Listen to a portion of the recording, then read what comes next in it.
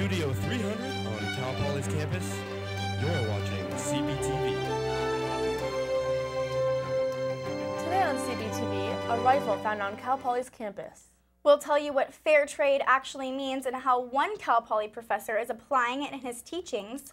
Plus, we'll talk to Cal Poly's own superhero, Mr. Eco, about his latest project, what big-name celebrity he could meet. Thanks for joining us. I'm Olivia DeGennaro. And I'm Eve Teitelbaum. You're watching cptv. We start today's show with a developing story. University police are investigating after they found a gun on campus on Tuesday. They responded to an anonymous tip of a weapon in Tower 4 of the Sierra Madre dorms. They confiscated an unloaded .22 caliber rifle and several ammunition rounds. Police say the student legally owned the gun and they do not believe he planned to use it. Sierra Madre residents told us they do not see their peer any differently and that they think it's all a misunderstanding. When I heard about it, I was pretty shocked because I know him really well. He's a totally normal guy. He's super nice, he's a really nice guy. It is illegal to bring a gun onto campus. The district attorney's office is reviewing that case today, and they will decide if any charges will be made against the student. He is not living in Sierra Madre during the investigation. Cal Poly's top students and the Central Coast Top Crop created a delicious new partnership this week. Engineering students are applying their knowledge to a new field, strawberries. The $1 million deal between Cal Poly and the California Strawberry Commission will fund a new strawberry sustainability research and education center on campus. The partnership was celebrated Wednesday on Dexter Lawn with free strawberries, smoothies, and speeches. Cal Poly's Learn by Doing motto will be applied to the Strawberry Commission project. We're going to not only have paid full-time employees, but there will be great opportunities for our students to cooperate in this center. The center will be looking at water issues, disease and pest issues, genetic breeding, and post-production. Students from majors across campus will create new technology to grow, maintain, and market the crops. A Cal Poly sorority is under investigation for hazing. Chi Delta Theta is a cultural sorority. Right now, it is suspended from all activities until the investigation is over. Dean of Students Jean DaCosta says an anonymous tip alerted the Student Life and Leadership Department of hazing. And so at this moment, what we're getting ready to do is launch our investigation. Should take about a week or so, depending on the number of people that get interviewed. Cal Poly does have a zero-tolerance policy against hazing. University police says hazing is, quote, anything that causes physical or emotional harm, degradation, or humiliation during initiation into a student organization, and that was actually university policy. San Luis Obispo police are investigating a string of burglaries. They arrested 2 people in connection to a series of 6 burglaries on Wednesday. Aaron Kirby and Hattie Davis were arrested at a traffic stop Wednesday in connection with the burglaries. The most recent one was on February 19th on the 2300 block of Flora. St. Louis police say they are still looking into the burglaries to find further victims and any other suspects who may be involved in the crimes. Anyone with information is encouraged to call the police or Crime Stoppers. Central Coast volunteers are putting up 24 new houses in Atascadero. CPTV reporter Christina Favuzzi tells us about the people behind the framework. Local businesses and organizations spent their President's Day racing to frame houses. For just 3 hours on Monday morning, volunteers competed to see which team could put up a house frame first. People Self-Help organized the program. People Self-Help is a nonprofit we started over 40 years ago, and our mission is to get people into safe, affordable housing. 12 families are building their houses at the site in Atascadero. Owner builders have been working on their homes since July. Leticia Guerra, single mother of 2, never thought she'd have a home to call her own. This means a lot to me. This means the American dream to me. Leticia says putting in her own sweat equity has allowed her to put a down payment on a house. She hopes to move in by the end of the summer. But this housing project wouldn't be possible without volunteers like the students from the Bakari Mentoring Group at Cal Poly. High school students from North and South County work with Cal Poly students to develop skills that will help them successfully transition into adulthood. The Bakari students had a chance to practice a new skill set on Monday. In most cases, their first day to ever pick up a hammer, and they're putting up walls. For the students, it's a chance to give back to the Central Coast. It feels really great just to know that like these people start off with nothing and now we're putting up a house for them, and it just feels really great to help out. Christina Fabuzzi, cptv. The People's Self-Help Housing Project is a year-long effort, and homeowners plan to move into those Atascadero homes sometime this summer. Another new housing development plans to end homelessness around the world. ER doctor Sam Slishman came up with the idea. He has a group of 4 Cal Poly students working on the housing module. The project targets refugees, low-income students, third-world countries, and the homeless, but it has lost momentum because they simply do not have enough land. The students plan to continue once land becomes available. Popular soft drinks may be getting a price increase. CPTV reporter Ashley Whittingham shows us why people are willing to spend more on soda. Heart attacks, obesity, osteoporosis. Studies link soft drinks to all of these health problems, and the list continues. A recent field poll by the California Endowment shows that Californians might be asking for a solution. 68% of voters said they would support a tax on non-diet soda if the revenue went to programs that improve nutrition and physical activity in schools. This statewide poll comes 3 months after a penny per ounce soda tax failed in Richmond, California. Nutrition experts say that raising the price on soda might lower consumption, and the revenue for school programs would help fight California's obesity epidemic. Yeah, I would support it because I think the price of soda has gone up and people are drinking less of it. And if you put a tax, that might discourage people. And the good news is if they use the tax to help prevent childhood obesity, I think that's a win-win situation for us. But not everyone would support the bill. The poll results show that only 40% of voters approve if the revenue isn't used specifically for improving health programs in schools. I think they're just using anything to tax these days because the budget has been completely destroyed. Ashley Whittingham, CPTV. And a former Richmond councilman says he is working with people in Sacramento on a statewide soda tax initiative. Other advocates are drafting similar measures in Hawaii, Texas, Vermont, and Rhode Island. Rembrandt Social Media is suing Facebook over its signature like button. According to Rembrandt, Dutch programmer Johannes van der Meer came up with the like and timeline functions. He patented them 6 years before Mark Zuckerberg launched Facebook. Van der Meer died in 2004, before he was able to market his own social networking website called Surfbook. The Dutch patent holding company filed a complaint against Facebook on behalf of the Van der Meer family. A Cal Poly media law professor thinks Facebook may be at fault in this suit. Initially, when I heard about the suit, I thought, well, like is a concept, it's an idea, which can't be copyrighted. But in looking at the case, I see that they patented the button itself. And it's quite possible that the patent will hold up. Rembrandt hasn't said how much money they're suing the social media giant for. Cal Poly's psychology department is offering a new course this spring quarter.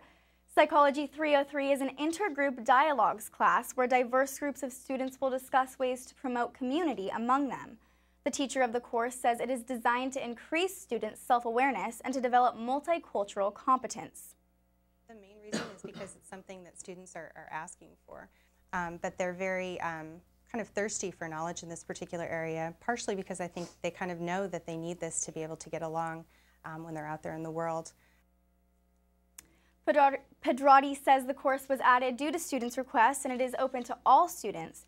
You can register for that class this spring quarter through March 7th. And coming up on cptv, find out what that fair trade logo on your chocolate actually means. And the Cuesta College president explains why students have a new degree of confidence in their education. And we'll tell you why you may have to keep your clothes on next time you visit Pirates Cove. Dr. Tom Newhouse not only taught... Welcome back to CPTV. Volunteers are working hard up at Mountain Brook Church today. They're packing food to send to children in Africa. Yeah, reporter Christina Fabuzzi is out there right now. What's going on, Christina? Hi, Olivia and Eve. I'm here at Mountain Brook Church in San Luis Obispo where this Feed My Starving Children packaging event is going on. They're aiming to pack over 200,000 meals a day. That's going to feed over 500 children for a year. Each of these tables is trying to pack 25 boxes. Pretty amazing. 100 boxes just in this 90-minute packing session. Now, I'm here with Alex. Alex, can you tell me what exactly you're putting into these Mana packs? Yeah, there's this vitamin-rich like substance powder that gives them all the micronutrients they need, and then vegetables and soy and rice. Awesome. So pretty amazing that these can feed a children for 6 meals, and if you have time to come out here and volunteer, definitely come out. We'll be doing this today until 9:30 and tomorrow from 10 to 5. I'm live in San Luis Obispo, Christina Favuzzi, CPTV. Now, if you're interested in helping with Feed My Starving Children, but you can't make it out there today, the event does run tomorrow as well. It's pretty incredible that $25 can feed a child for an entire year. I think it was 4 months, but still $25, and those bags were pretty small, and they can feed those children for, I think she said 6 days or something like that, so Crazy. It's a great event. Definitely. In other food news, Cal Poly chocolate boasts a fair trade label on their wrappers, but many students don't understand what that means. CPTV's Lena Soys shows us a professor who is teaching people the real meaning of fair trade. Dr. Tom Newhouse not only talks about what the fair trade label means, but also addresses the bigger social issues behind the chocolate trade. Really, the cocoa crisis is about child labor and the images that people have of the Ivory Coast. Newhouse teaches at Cal Poly, supervises Cal Poly Chocolates, and runs his own chocolate business. He encourages particular support for fair trade certified chocolates because there is better accountability and traceability to the kind of labor in producing it. He goes on to explain how buying chocolate from big companies like Hershey's will support such unfair labor.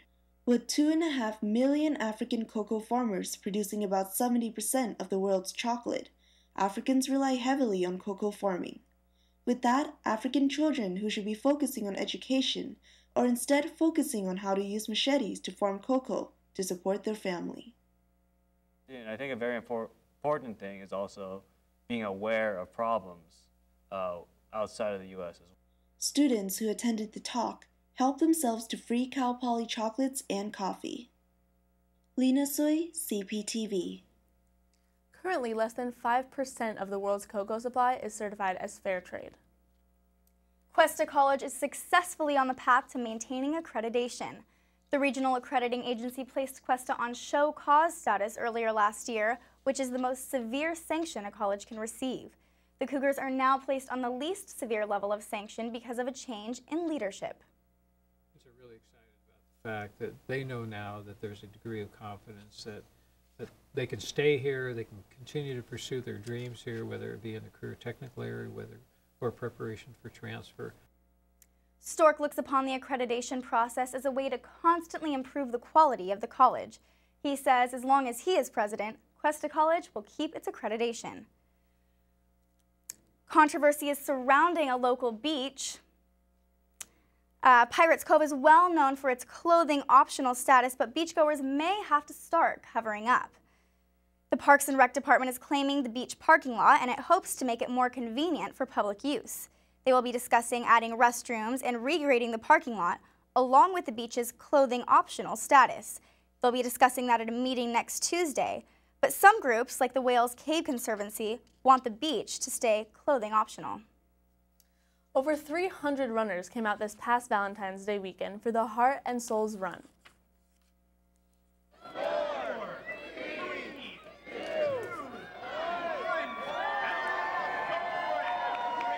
About 350 runners registered for the 5K, 10K, and 15K races.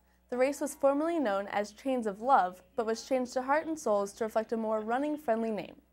Runners came out in pairs, and couples crossed the finish line in their love-themed costumes. The Cal Poly Triathlon team organized the run as a joint fundraiser with the SLO Food Bank. They raised about $8,000, 20% of which went to the food bank. The rest of the funds will help the Tri team go to nationals in April.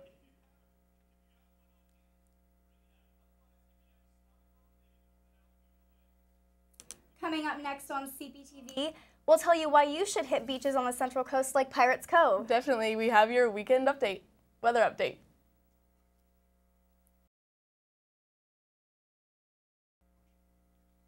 Welcome back to CPTV. Well, today it's been really warm so far, and I think temperatures are starting to rise for the weekend. Definitely. Our own reporter, Ashley Whittingham, has our weather. Ashley, what's it looking like this weekend? Thanks, ladies. Well, actually, today we have a frost advisory in southwestern California early this morning and later tonight.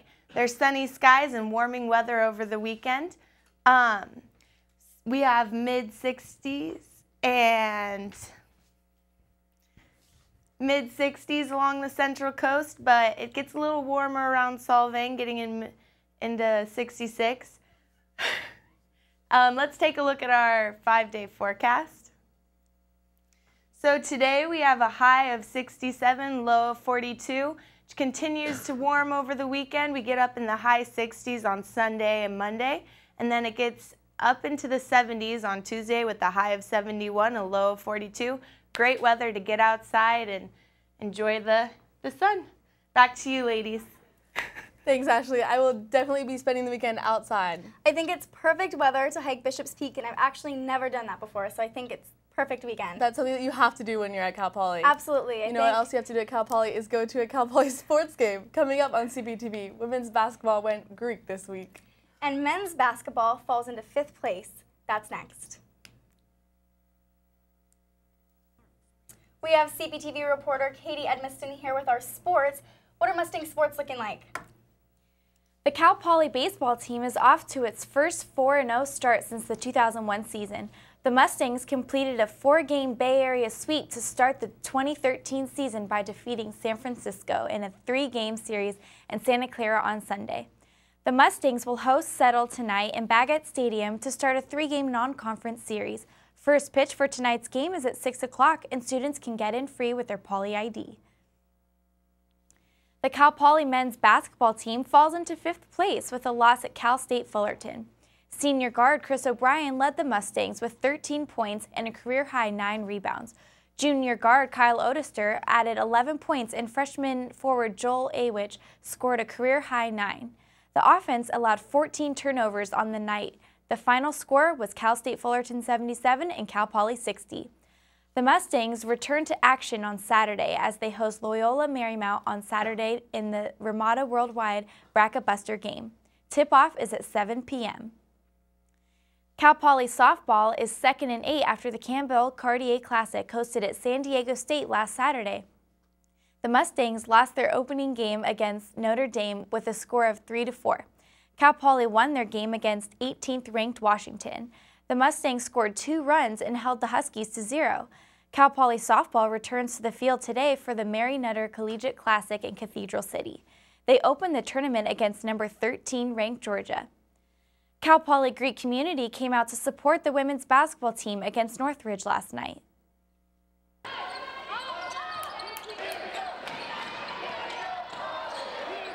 Cal Poly won 66-49. The girls are aiming for their 3rd Big West Conference title. Saturday night is the Faculty and Staff Appreciation Game against University of Hawaii at 7 in Mott Gym. Admission is free for all students, faculty, and staff. Come out and support your Mustangs. Coming up next on CPTV, we'll tell you why your next big vacation could be right here in San Luis Obispo. And we'll explain why Mr. Eco might be meeting the one and only Ludacris. Welcome back. Well, you won't have to travel very far for a world-class vacation. The happiest city in America is being recognized in a new way. In addition to San Luis Obispo being known as the happiest place in America, LA Times featured SLO as one of the top 10 places in the world to visit in 2013. SLO's central location between San Francisco and Los Angeles makes it convenient to visit, according to LA Times. The wine country, the beaches, and the outdoor attractions, such as Bishop's Peak, are just a few of the things tourists look for when visiting. Madonna Inn is one of the most popular stops on a tourist itinerary. Downtown restaurants Luna Red and Sidecar were mentioned as 2 popular places to eat while visiting SLO. What makes Luna Red special is we actually offer a global tapas fare, sourcing from local ingredients. Thursday night farmers market on Higuera Street is one of the largest in the state and according to LA Times, may be the most tempting attraction of visiting San Luis Obispo. And I love it. It's the best farmers market I've ever been to. The barbecue, the locally grown produce, and the live entertainment are features of farmers market that make every Thursday night special. Look at all this room in here.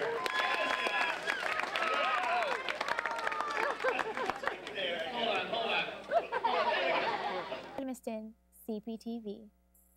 I'm thinking I'm probably just going to spend my spring break here in San Luis Obispo now. Well, there's a new game console on the block. Sony unveiled the PlayStation 4 on Wednesday night, the first PlayStation update in 7 years. We don't know what the console will look like or what it will cost. This is what we do know. The PS4 will have a new controller called the DualShock 4 that will feature a touchpad in the middle of it.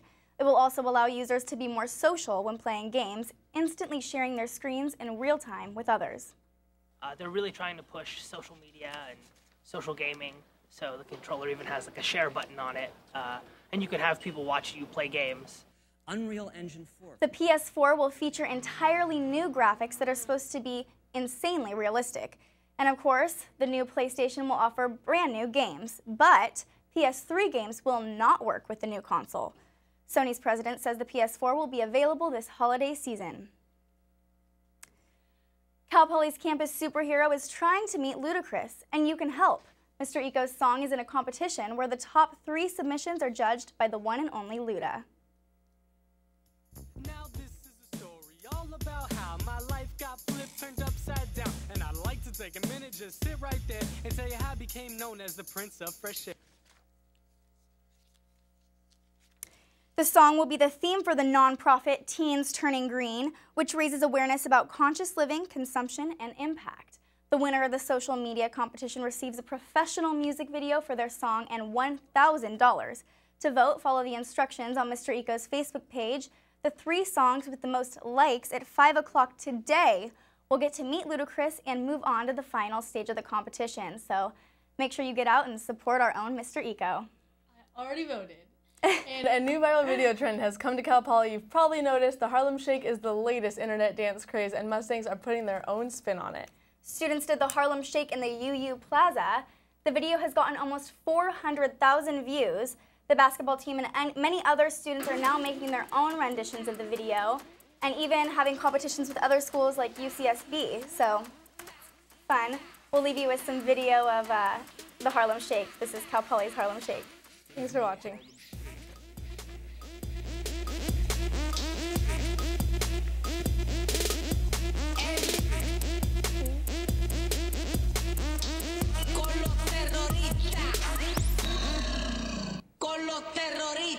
I think this is the basketball's version.